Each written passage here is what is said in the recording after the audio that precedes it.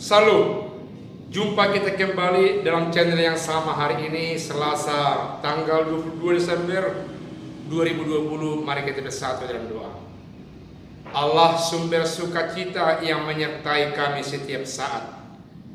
Biarlah Roh Kudus-Mu senantiasa yang membungkus kehidupan kami, yang memberkati kami, menyertai kami, yang senantiasa memakai kami alat-Mu demi untuk menghadirkan kerajaan-Mu.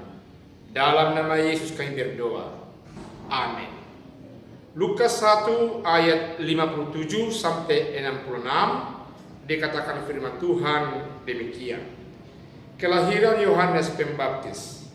Kemudian genaplah bulannya bagi Elisabet untuk bersalin, dan ia pun melahirkan seorang anak laki-laki. Ketika tetangga-tetangganya serta sama saudaranya mendengar bahwa Tuhan telah menunjukkan rahmat-Nya yang begitu besar kepadanya, bersukacitalah mereka bersama-sama dengan dia. Maka datanglah mereka pada hari yang ke-8 untuk menyunatkan anak itu, dan mereka hendak menamai dia Zakaria menurut nama bapaknya. Tetapi ibunya berkata, "Jangan, ia harus dinamai Yohanes." Kata mereka kepadanya, "Tidak ada di antara sanak saudara yang bernama demikian." Lalu mereka memberi isyarat kepada bapaknya untuk bertanya, nama apa yang hendak diberikan kepada anaknya itu. Ia meminta batu tulis, lalu menuliskan kata-kata ini, namanya adalah Yohanes. Dan mereka pun heran semuanya.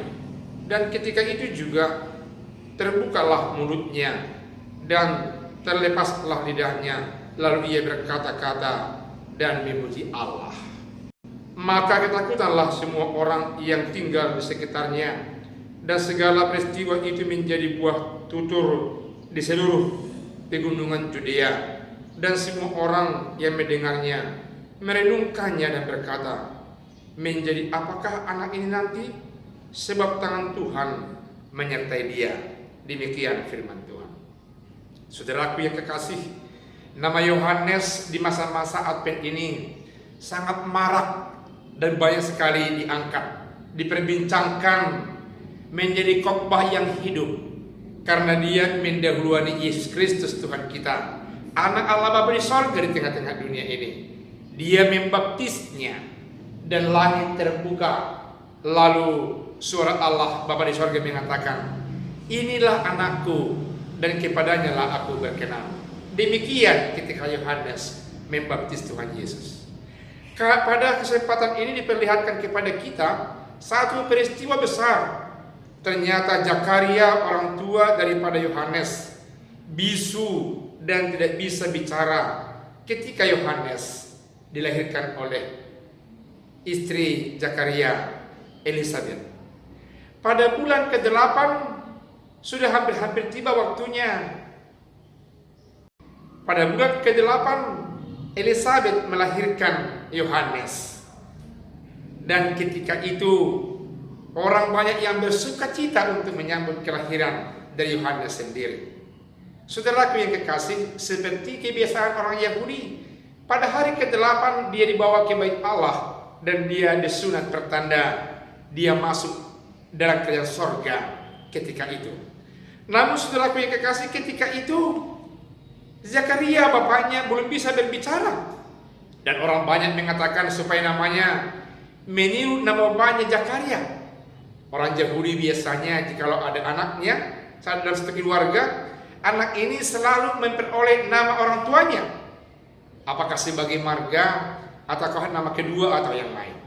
Namun demikian Elisabet sendiri tidak setuju, karena dia sudah tahu bahwa Allah Bapa di sorga memberikan nama yang baru buat anaknya yang baru lahir itu. Karena terjadi sesuatu yang tidak sesuai antara orang banyak sanak famili Elisabet, sanak famili daripada Zakaria, sehingga mereka mempertanyakan kepada Zakaria yang sedang bisu itu. Lalu Zakaria minta satu alat tulis dan buku, dia menuliskan supaya anak itu diberikan Yohanes, dan mereka akhirnya memberikan nama itu Yohanes, dan dialah yang menjadi baptis Yesus di Sungai Yordan.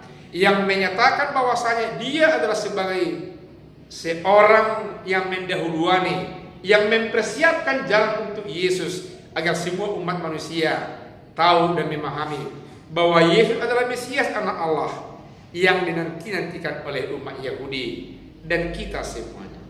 Yang terjadi adalah Zakaria yang tadinya bisu menjadi berbicara, sehingga orang banyak mengatakan bahwa ini sungguh-sungguh campur tangan Allah yang hadir di tengah-tengah keluarga itu. Peristiwa itu membuat mereka ketakutan, membuat mereka makin salut, membuat mereka makin dekat kepada Tuhan dan makin percaya kepada Tuhan. Dan Tuhan itu mereka percaya makin jelas dihadirkan oleh keluarga Zakaria, terlebih-lebih setelah Yohanes lahir ketika itu.